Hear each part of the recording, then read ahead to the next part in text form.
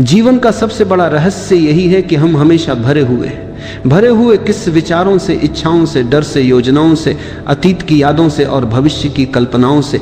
हमारे भीतर इतना कुछ भरा पड़ा है कि वहां और किसी चीज की जगह ही नहीं बची। सोचो जरा, अगर तुम्हारे कमरे में सैकड़ों टूटी फूटी चीजें, पुराना कबाड़, टूटे बर्तन, फटे कपड़े, सब कुछ इकट्ठा हो तो क्या उसमें नया सामान रखा जा सकता है? बिल्कुल नहीं। पहले पुराना हटाना होगा, जगह बनानी होगी। ठीक ऐसा ही हमारे मन का हाल है।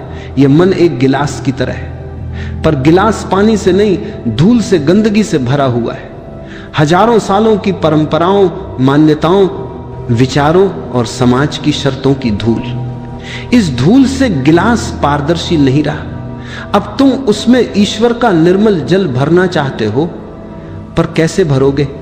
जहां पहले से ही गंदगी भरी हो वहां ताजगी कहां से उतरेगी? याद रखो, ईश्वर कोई बाहर से आने वाला व्यक्ति नहीं है। ईश्वर कोई आकृति नहीं है जिसे मंदिर से उठाकर तुम अपने भीतर रख लो। ईश्वर तो ऊर्जा है, प्रकाश है, शांति है, और ये ऊर्जा केवल खाली स्थान में ही ठहर सकती है।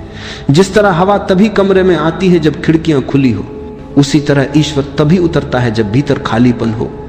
लेकिन समस्या यह है कि हम खाली होने से डरते।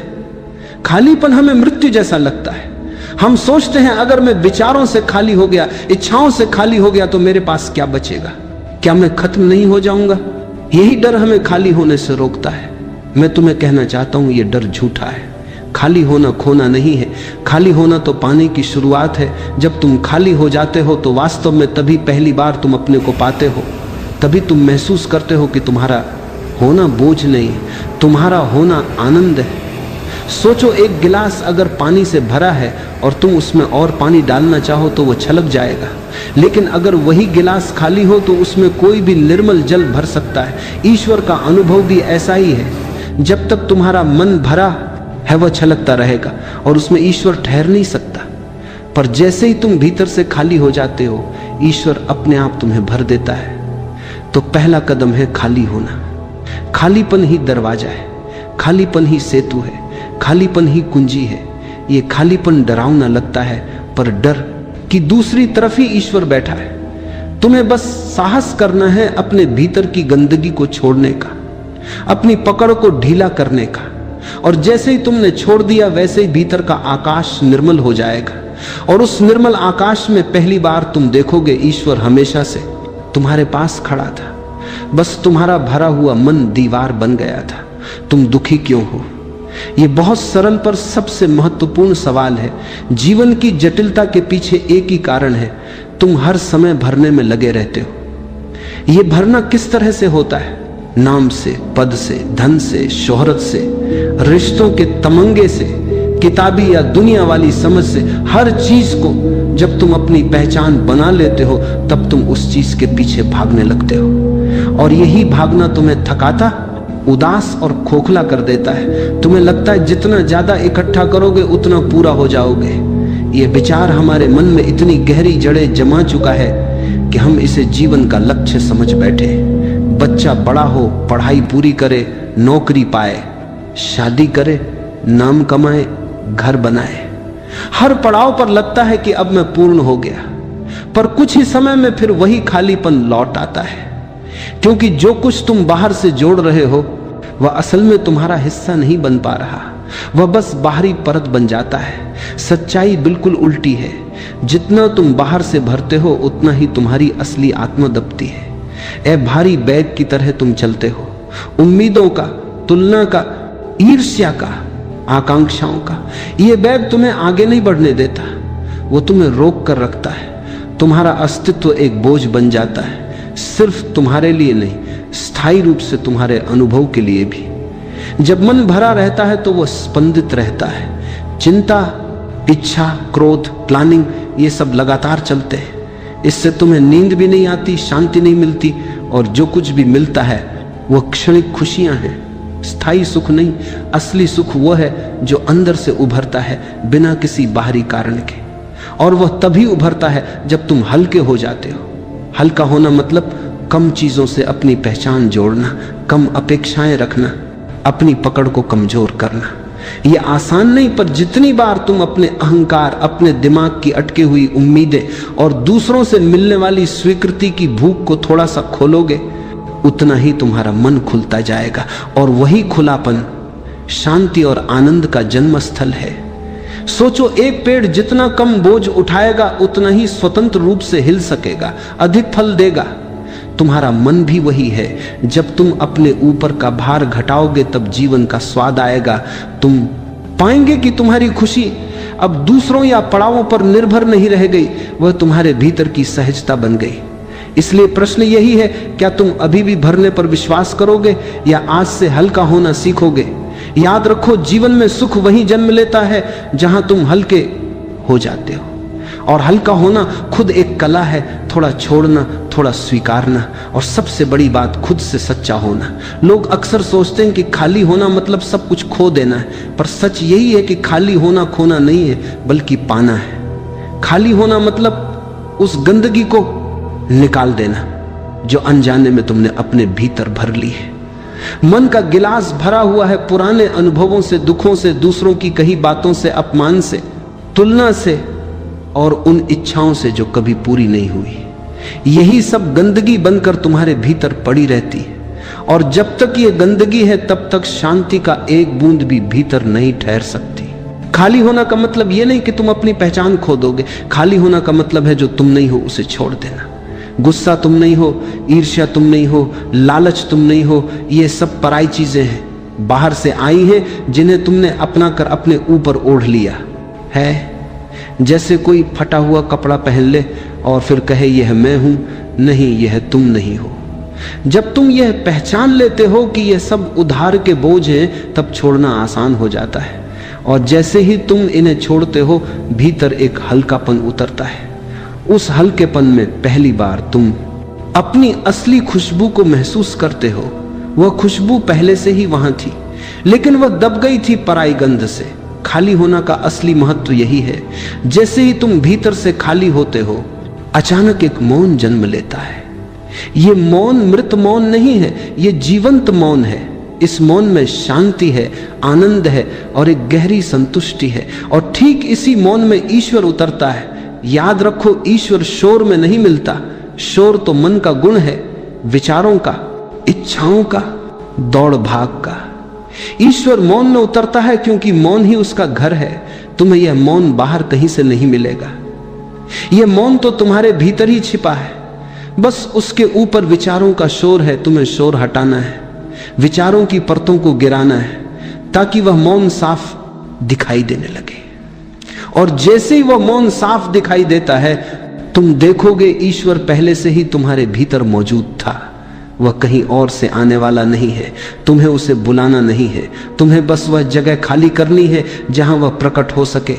यह ईश्वर के लिए स्थान बनाना है। यह तुम बुलाना करने ही असली बनाने का रास्ता है। खाली होकर ही तुम पूर्ण हो जाते हो। इसलिए डरो मत खाली होने से। डरो मत ये सोचकर कि तुम कुछ खो दोगे। जो भी खोएगा वह असली कभी था ही नहीं, और जो बचेगा वह शाश्वत है, वही ईश्वर है।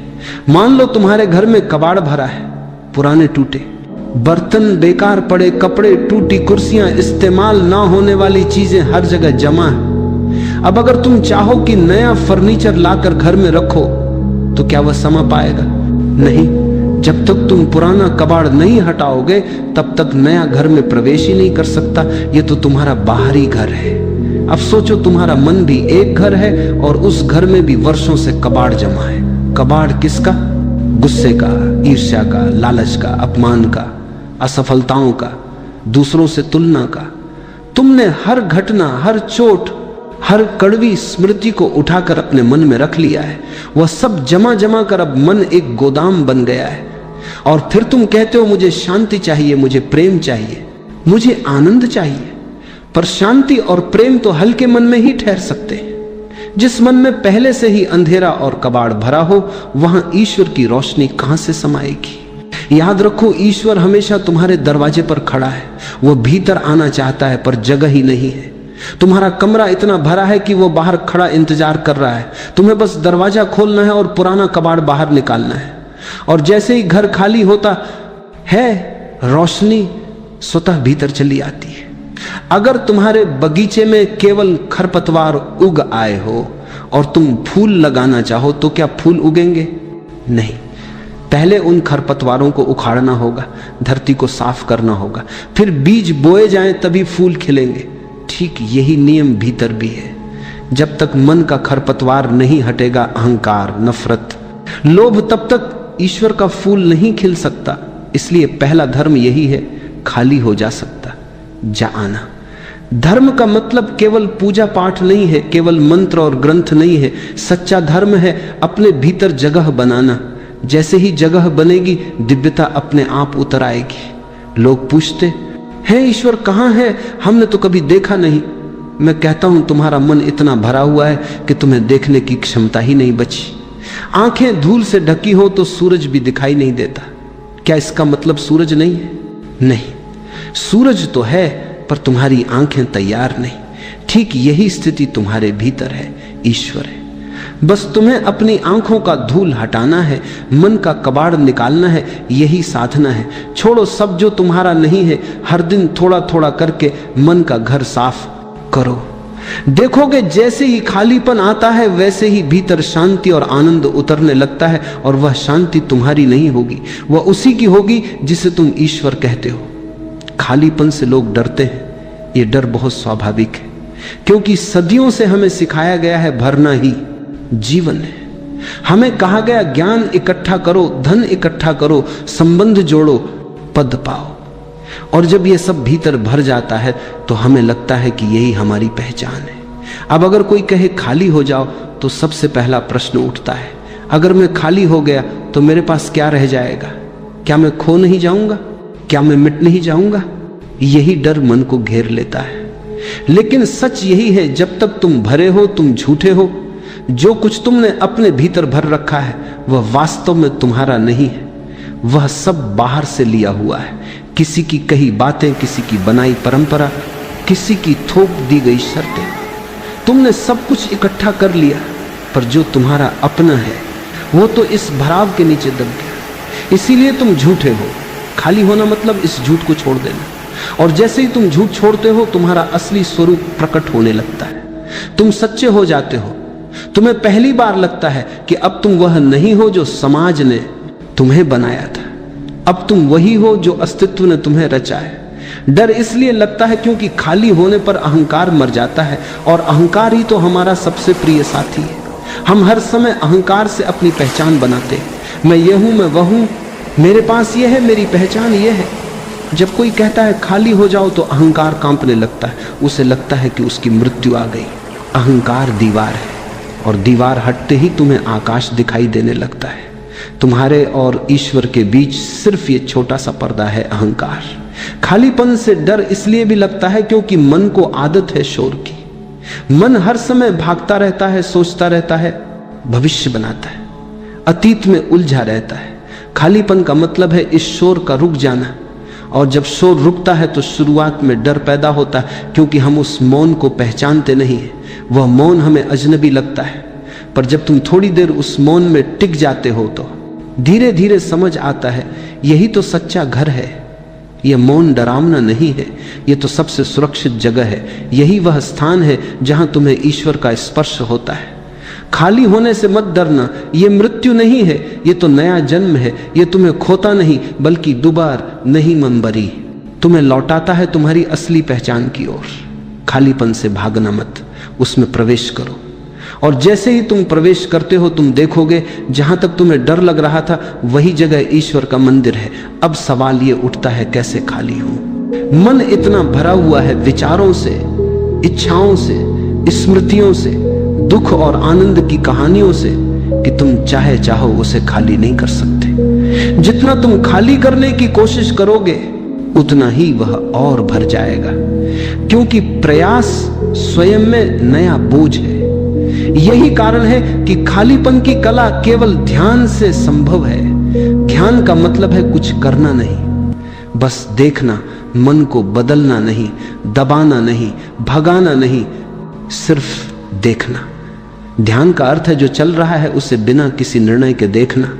अगर मन में गुस्सा आ रहा है तो बस देखो, अगर मन में लालच उठ रहा है तो बस देखो, अगर मन भविष्य की चिंता कर रहा है तो बस देखो।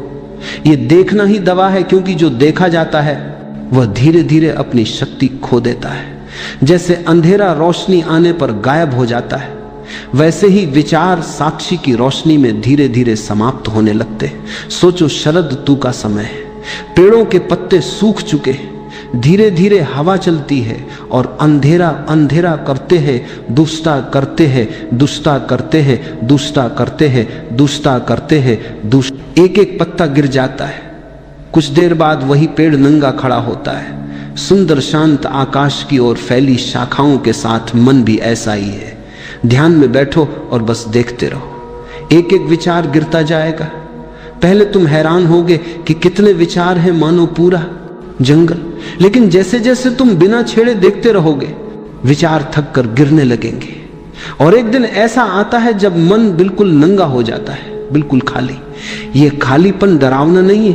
पहली बार तुम अनुभव करोगे कि खाली होने में ही असली आनंद है। जब मन का शोर रुकता है तो भीतर एक अद्भुत शांति का स्वर बजता है। यह शांति तुम्हारी नहीं है, यह वही शांति है जिसमें ईश्वर बोलता है। याद रखो, ईश्वर कभी भी शोरगुल में नहीं उतर सकता, वह मौन में उतरता है। जब भीतर मौन होता है तभी पहली बार तुम उसे सुन पाते हो। एक शांत जगह बैठो, आंखें बंद करो, श्वास को आते जाते देखो। विचार आए तो उन्हें ना पकड़ो ना भगाओ, बस गुजरते बादलों की तरह देखो। धीरे धीरे तुम अनुभव करोगे कि बीच बीच में विचार गायब हो जाते। यही खालीपन का स्वाद है। ये प्रक्रिया खेल की तरह है, इसे गंभीरता से मत लो।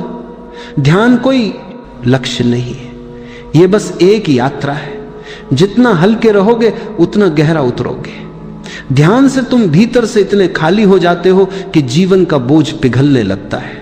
चिंताएं, इच्छाएं, दुख, ये सब धुएं की तरह उड़ने लगते हैं और तुम्हारा अस्तित्व हल्का, पारदर्शी, शांत हो जाता है। यहीं से ईश्वर प्रवेश करता है। याद रखो, खाली होना कोई संघर्ष नहीं है, खाली होना ध्यान की सहज प्रक्रिया है। तुम बस देखना सीख लो और सब अपने आप घटेगा। जब तक मन भरा है तब तक तुम केवल बोझ उठाए चलते हो। तुम्हें लगता है कि यह बोझ तुम्हें सुरक्षित रखेगा, ज्ञान का, संबंधों का, नाम और सम्मान का, भविष्य की योजनाओं का। लेकिन जैसे ही तुम ध्यान में उतरते हो और भीतर खाली होना शुरू करते हो, एक अद्भुत घटना घटती है। खाली होते ही भीतर से आनंद का झरना फूटने लगता है। यह आनंद किसी वस्तु पर आधारित नहीं है, यह किसी व्यक्ति या परिस्थिति पर निर्भर नहीं है। यह तुम्हारा असली स्वरूप है जो अब तक ढका हुआ था। सोचो, बादलों से ढका हुआ आकाश। तुम्हें लगता है कि आकाश अंधेरा है, लेकिन सच तो यह है कि सूरज हमेशा चमक रहा है। जैसे ही बादल हटते हैं, सूर्य का तेज प्रकट हो जाता है।